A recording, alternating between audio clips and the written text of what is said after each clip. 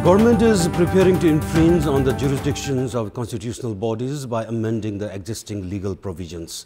The constitutional bodies, however, have started venting their ire at the government's move, citing it indicates the government's authoritarian ambitions and would also be counterproductive in the long run.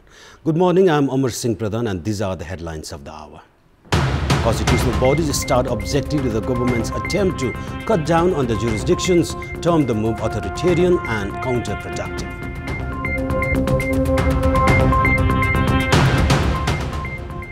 Campaign for Visit Nepalia 2020 deemed limited and lackluster. Government fails to expand promotional activities in source countries. Government flouts the National Education Commission's recommendations on new education policy favors private schools rather than improving education quality of community schools. And Pokhara Premier League kicks off from today. Pokhara Pultons and Kathmandu Goldens clash in the inaugural match of the tournament.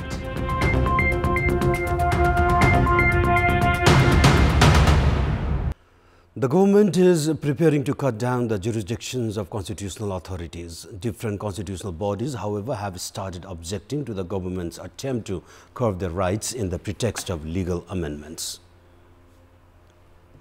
The bill aimed at amending and unifying the law regarding Public Service Commission is currently under consideration at the Parliament's State Affairs Committee. During thematic discussions, the committee has already decided that as per the proposal, the government does not need the Commission's permission during employment of staff and transfer of employees. The existing law, however, has enshrined the executive right to the Commission itself in this regard, taking into account the need of confidentiality and impartiality in job screening processes. The provision has also helped ensure the public trust on the Commission's recruitment process. The government, however, is preparing to do away with the provision, which is likely to have a direct impact on the transparency of the entire recruitment procedures. Likewise, the government has put forth another bill at the Parliamentary Committee aimed at infringing on the jurisdiction of the National Human Rights Commission while shifting its jurisdiction to the Office of the Attorney General.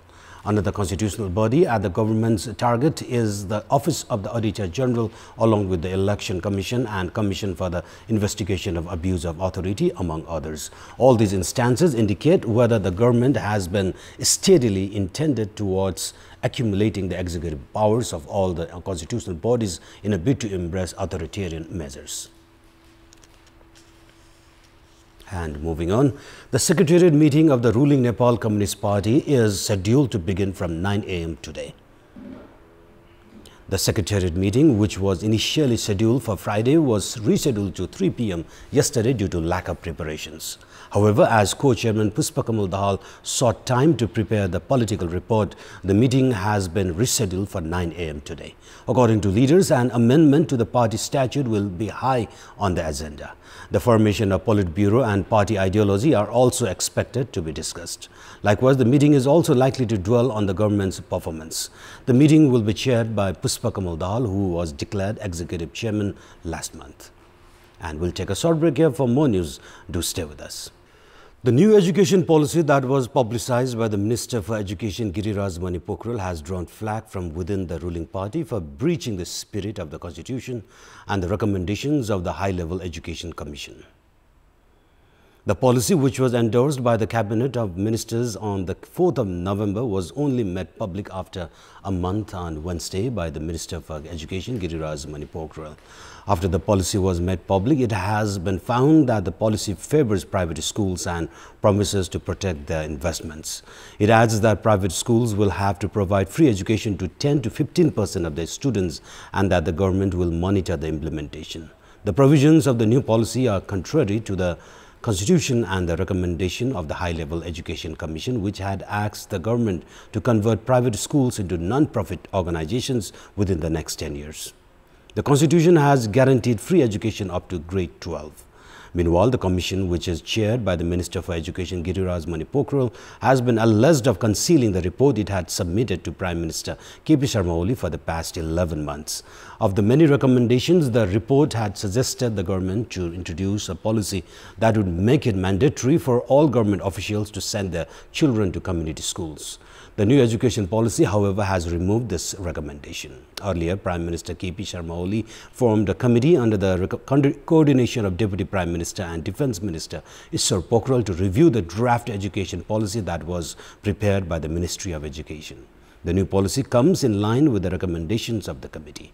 The new policy has drawn criticism from experts who say that it encourages the commercialization of education. They say that the policy could also bar the prospects of enhancing quality education in community schools. The Visit Nepal Year 2020 kicks off in 2 weeks' time with the ambitious target of bringing in 2 million tourists in the country in the year 2020. The government has appointed brand ambassador in a bid to make the plan successful, while Minister for Tourism and other officials are busy in meetings with the heads of the diplomatic missions and other stakeholders. We have a report. Although the much-touted Visit Nepal Year 2020 is just around the corner, the government has so far failed to extend the promotional activities in the source countries of tourists while confining such activities within the country itself. The government has established one more secretariat for the year 2020 despite the Tourism Board looks after overall tourism promotional activities. The new secretariat has appointed Chinese actress Su Cheng as the brand ambassador for the Visit Nepal Year 2020. Minister for Tourism Yogesh Bhattarai has recently sped up meetings with the Nepal-based heads of diplomatic missions and other stakeholders in a bid to make the program a success. However, both the ministry and the secretariat have failed to mobilize international media along with online and digital marketing schemes in this regard. Likewise, the concerned authorities have failed to take any serious measures on issues like dismal sanitation aspects back home and the delay in receiving passengers' luggage at Tribhuvan International Airport. The government has allocated 620 million rupees for the secretariat targeting the Visit Nepal Year 2020. However, the budget has not been effectively implemented except for the salaries of the secretariat employees. Likewise, the secretariat has failed to mobilize enough budget for the beautification of Tribhuvan International Airport while merely relying on promotion through the Nepalese embassies abroad. Instead of merely focusing on promotion within the country, the Secretariat should extend its promotional activities in the source countries so as to actually make the Visit Nepal Year 2020 a success. Otherwise, the target of welcoming 2 million tourists in the year 2020 is likely to be missed. And we have more news coming up, but right now it's time for another short break. Training classes have been conducted for public representatives and employees in Rupandei due to the sluggish performance owing to the lack of legal knowledge. And in this context, we had asked the participants of the program how would they implement the knowledge they had gained in the training. Let's take a look at what they have to say. Public voice. कानुनी तहमा पनि जनप्रतिनिधि सरकारवाला चाहिँ नि शिक्षकहरू विद्यार्थीहरू अभिभावकहरूसँग जोडिएर कसरी चाहिँ शैक्षिक क्षेत्रलाई चाहिँ नि फराकिलो गुणस्तरीय र सबैको लागि चाहिँ सुनिश्चित बनाउने भन्ने सन्दर्भमा पनि यो बसाइले मलाई चाहिँ नि इनपुट दिएको छ। पहिला त हामीलाई यो कानुनको बारेमा केही थाहा थिएन, अहिले आएर हामी सबै बुझ्दै जाँदाखेरि कसरी चलाउनु पर्ने रहेछ, कानुनमा कुन कानुन कताबाट बोल्न पर्ने रहेछ, गर्न पर्ने रहेछ भन्ने तरिकाहरू थाहा भयो। कसरी चाहिँ सरकारको सेवा घरदैलोमै पुगाउने भन्ने बारेमा चाहिँ महत्त्वपूर्ण चाहिँ यो तालिमको उपलब्धि रह्यो।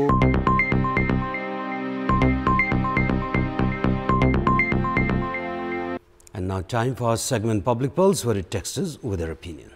Public Pulse.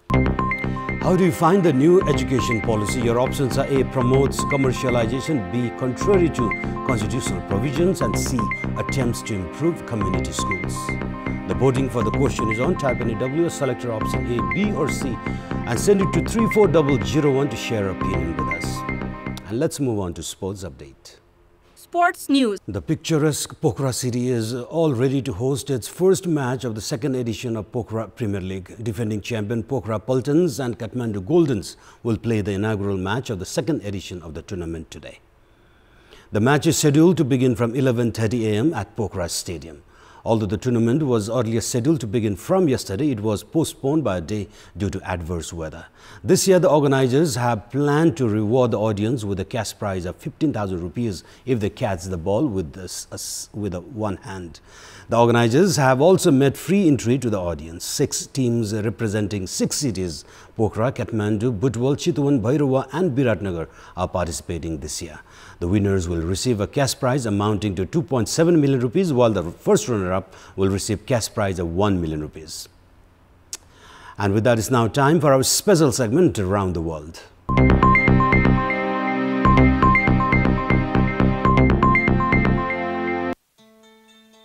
The United Kingdom's Conservative Party won a resounding victory in a general election dominated by the question of how to execute the country's exit from the European Union. The UK Prime Minister Boris Johnson said the result represented a new dawn for the UK and promised to work flat out to deliver Brexit by a January 31st deadline. The Nanavati Commission report on the 2002 Gujarat riots gave a clean chit to the state government then led by Narendra Modi.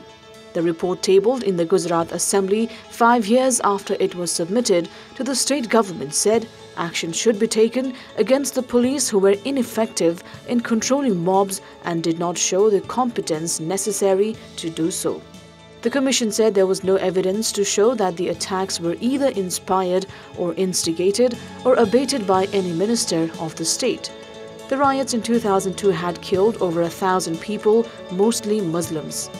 Indian Prime Minister Modi, as Chief Minister, had tasked the panel with investigating the riots that broke out in the aftermath of the 27th of February, killing 59 Hindus in a train burning in Godhra town, around 150 kilometers from the state capital, Gandhinagar. All crimes have been committed by members of Myanmar's defense services.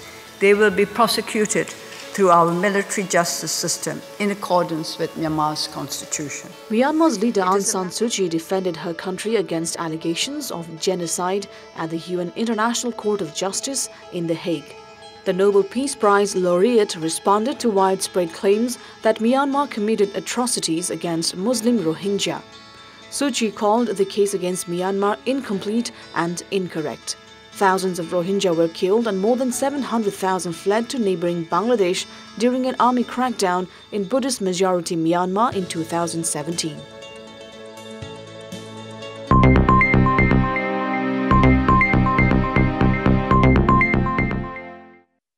Top stories one more time. Constitutional bodies start objecting to the government's attempt to cut down on the jurisdictions, term the move authoritarian and counterproductive.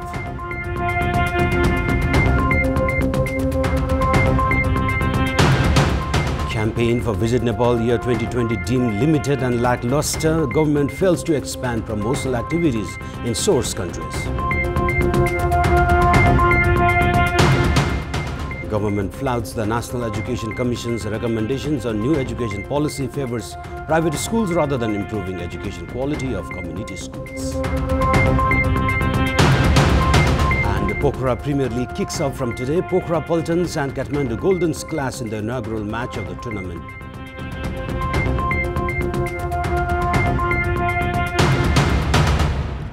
And those were our latest headlines. Our next English bulletin will air at 11 a.m. this morning. Stay with us for more news and entertainment on KDVSD. Good day.